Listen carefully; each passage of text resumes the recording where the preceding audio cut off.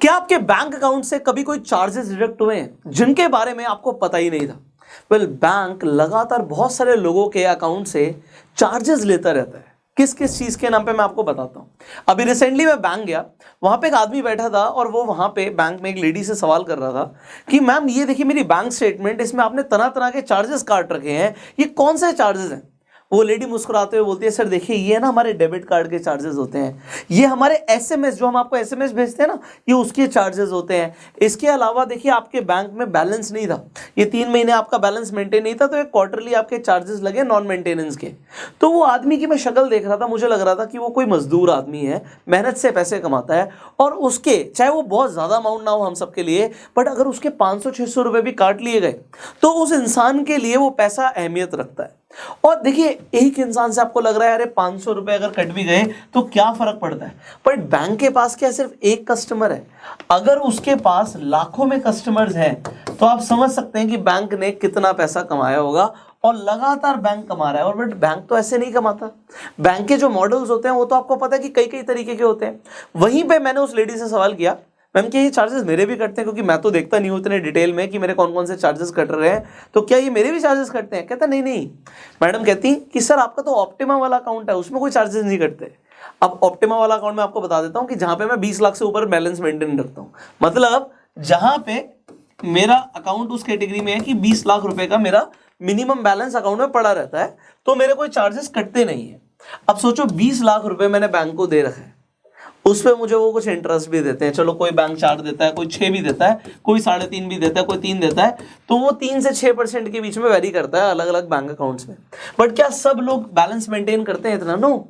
लोगों के पास जरूरतें आ जाती हैं कई सारी, और उनको पैसा निकालना पड़ता है बैंक से। बैंक में हम पैसा क्यों रखते हैं? कि पैसा सेफ रहे। सेफ रहना ये हमारा प्राइम ऑब्जेक्टिव होता है। अब देखो मैं आपको बताता हूँ शुरुआत कैसे हुई। आज से हम हजारों साल पहले चले जाते हैं, तो बैंक्स की शुरुआत कैसे हुई थी कि कुछ ग्रुप ऑफ पीपल ने क्या किया, बोला कि आपके पास जो गोल्ड होता है ना वो घर पर तो सेफ होता नहीं है, आप अपना सोना घर पे रखते हो, इससे बढ़िया आप हमारे पास रखो। आप हमारे पास रखोगे, कुछ चार्जेस दे देना, पैसा लेंगे हम गोल्ड रखने का, बट उससे होगा क्या कि आपका जो सोना है ना सेफ है, आप कभी भी आके अपना सोना लेकर जा सकते हो, उसकी जिम्मेदारी हमारी है। तो यहाँ पे बहुत सारे लोगों ने आके सोना डिपॉजिट करने लग गए। अब जब सोना डिपॉजिट करने लग गए, इन लोगों ने क्या देखा कि सोना तो बहुत सारे लोग देके जा रहे हैं हमें, बट लेकर बहुत कम लोग जा रहे हैं। लोग छोड़कर चले जाते हैं, भूल जाते हैं, कई सालों के बाद आके थोड़ा बहुत निकालते हैं, तो हमारे पास बहुत सारा सोना पड़ा हुआ है। तो इन्होंने इसी गोल्ड को यूज किया लोन देने में। अब जो लोन देना शुरू किया, यहां से मिनिमम रिजर्व का कंसेप्ट शुरू हुआ कि बैंक आज की डेट में भी आपको पता है कि बैंक में जब आप जाके पैसा जमा करा देते हो, बैंक लीगली उसी पैसे को यूज करता है और लोगों को लोन देने में। तो अगर बैंक में आपने 1 लाख रुपए जाके डिपॉजिट किया, तो उस 1 लाख रुपए को बैंक लीगली किसी और को 1 लाख रुपए में से कुछ मिनिमम रिजर्व रखेगा, मान लो 5,000 रुपए रिजर्व रख लिए, शायद उससे भी कम, मैं आपको सच बता रहा हूं, और 95,000 रुपीज वो उठा के किसी को लोन दे देगा और उस पर उस इंसान से इंटरेस्ट चार्ज करेगा।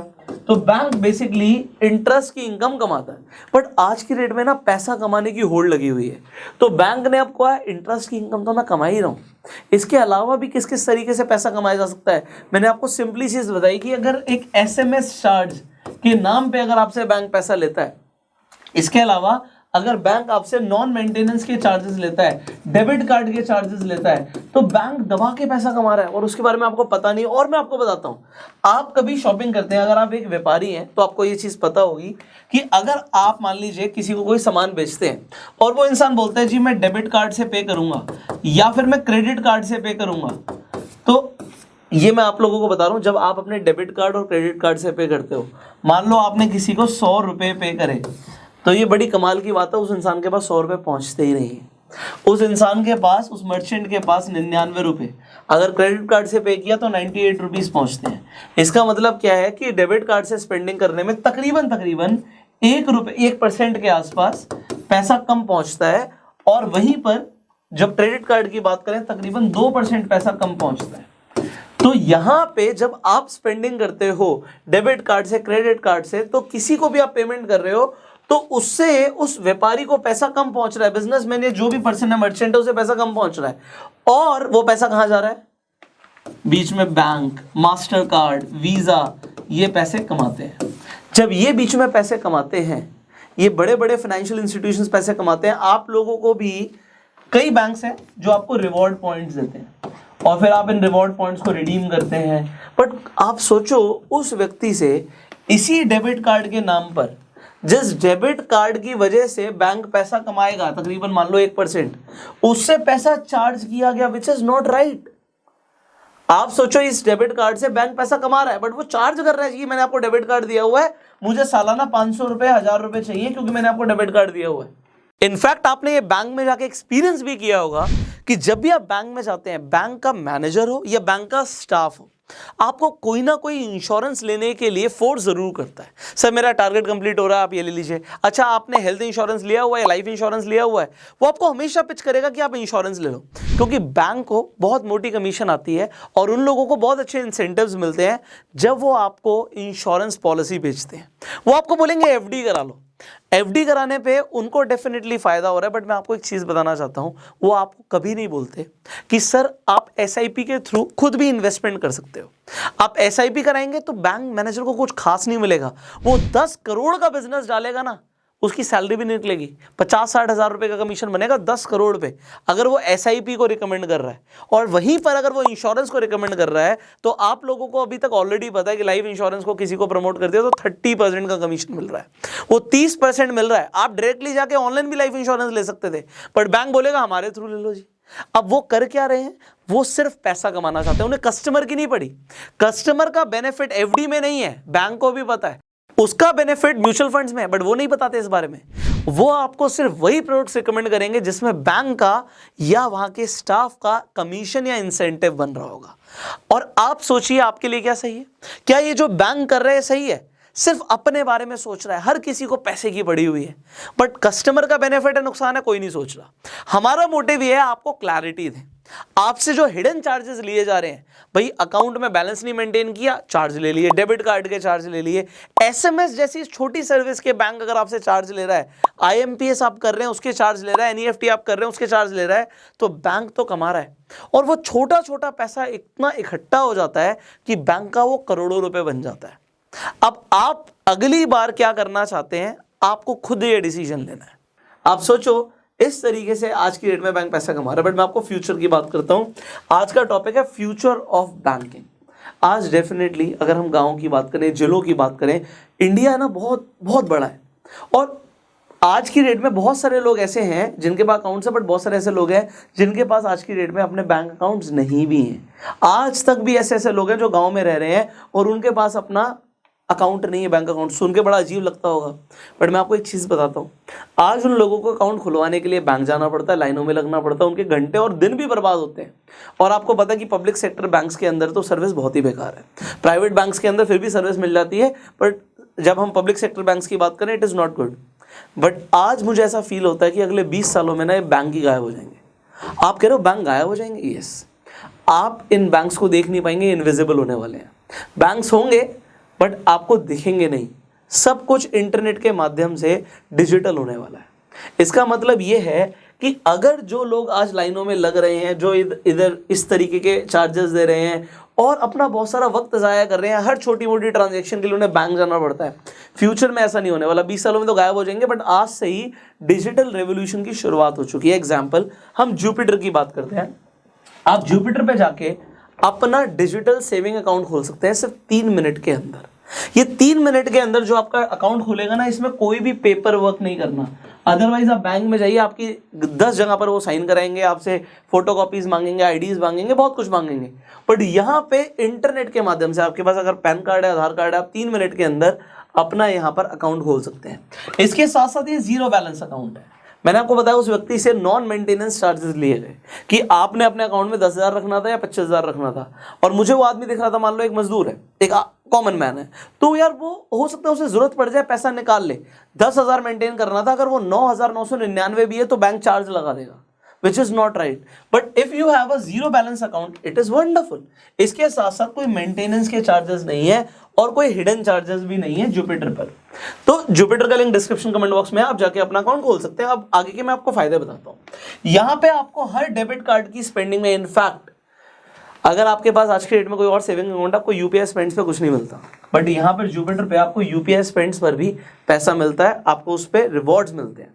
तो रिवॉर्ड्स एक तरीके से आप रिडीम कर सकते हैं, फायदा मिलेगा। और अगर आपको कोई भी कस्टमर सपोर्ट चाहिए तो 24/7 आपको सपोर्ट मिलता है, और रोबोट्स की जगह यहाँ पर ह्यूमंस हैं जो आपकी हेल्प करते हैं, आपकी प्रॉब्लम सॉल्व करते हैं।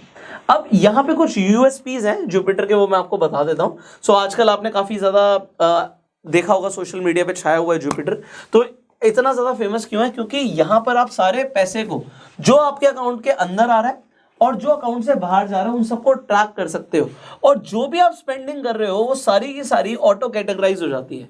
आपको पता होता है आपने फूड में कितना स्पेंड किया, आपने ट्रैवल में कितना स्पेंड किया। यू कैन सी कि पैसा जा कहाँ रहा है और आ कहाँ से रहा है। अब यहाँ पर आप देखिए कि आप ट्रैक कर सकते हो। अब किसी का भैया मल्टीपल बैंक्स के अंदर पैसा पड़ा है, किसी में आपने ए बैंक के अंदर 10,000 डाल रखे हैं, किसी में 50,000 डाल रखे हैं, किसी में 1 लाख डाल रखे हैं, बट आप भूल जाते हो कि किस में कितना पड़ा है। हर बार लोग एक्सेल शीट्स मेंटेन करते हैं सब चीज़ों के लिए, ये सब आपको नहीं करना। आप अपने सारे के सारे जो बैलेंसेस है वो ट्रैक कर सकते हो जुपिटर के ऊपर, वो भी आपको आपकी होम स्क्रीन पर दिख जाएगा। यहाँ पर आप एक पॉट क्रिएट कर सकते हो, बड़ा मुझे यूनिक कंसेप्ट लगा।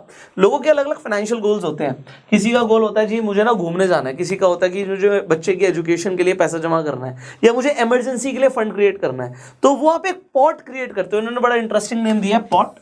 तो यहाँ पर आप देखोगे आप डिफरेंट पॉट्स क्रिएट कर सकते हो, उसमें पैसा डाल के रख सकते हो। ब्याज आपको इस पे भी मिलेगी, इंटरेस्ट आपको इस पैसे पे भी मिलेगा।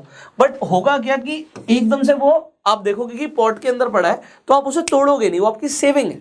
तो आप जो सेविंग करते जा रहे हो पॉट के अंदर, जब आप उसे ब्रेक नहीं करोगे तो पैसा पड़ा रहेगा, और वो आप जिस भी आपको फाइनेंशियल गोल के लिए यूज करना है उसके लिए यूज करोगे। यहाँ पे आपको जो रिवॉर्ड्स मिलते हैं वो कभी एक्सपायर नहीं होते। आप डेबिट कार्ड से स्पेंडिंग कर रहे हो, आपको 1% यहाँ पे एक तरीके से रिवॉर्ड मिल रहा है। तो 1% का रिवॉर्ड मिल रहा है, यू आर अंडरस्टैंडिंग कि जो पैसा यहाँ पे आपका कटता है जब हम डेबिट कार्ड से स्पेंडिंग करते हैं तो मर्चेंट के पास तो कम पहुंचा, तो आपने 100 की जगह 99 ही दिए, और आपको वो 1% जो है वो बैंक ने इस तरीके से रिवॉर्ड सिस्टम रख रखा है। It is very interesting.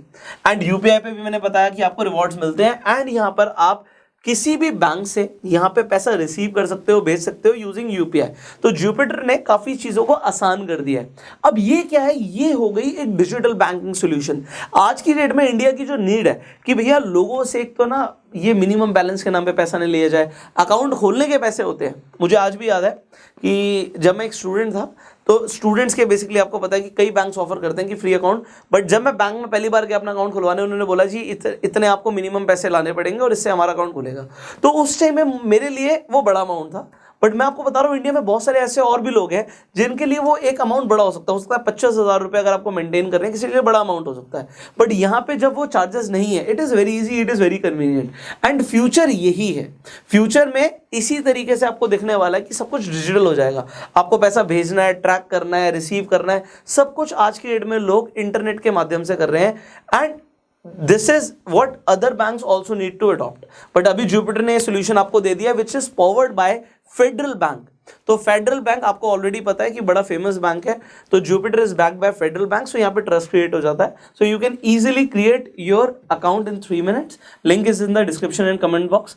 I hope ये वीडियो आपके लिए वैल्यूएबल रही होगी, आप इस वीडियो को शेयर कर सकते हैं। अगर आपसे किसी भी तरीके के बैंक्स ने चार्जेस लिए हैं तो उसे कॉमेंट जरूर करिएगा, जिससे लोगों को पता लगे कि बैंक किस किस तरीके से पैसा कमा रहा है और लोगों से पैसे ले रहा है। तो बहुत सारे लोगों को जानने को मिलेगा, कमेंट्स पढ़िएगा, बड़ा इंटरेस्टिंग लगेगा। इस वीडियो को अपना प्यार देने के लिए लाइक कर सकते हैं। I will see you in the next video. Facebook पर वीडियो देख रहे हो फॉलो कीजिए, यूट्यूब पर देख रहे हैं सब्सक्राइब कीजिए, बेल आइकन पर क्लिक कीजिए। So see you in the next video. Till that time you yourself.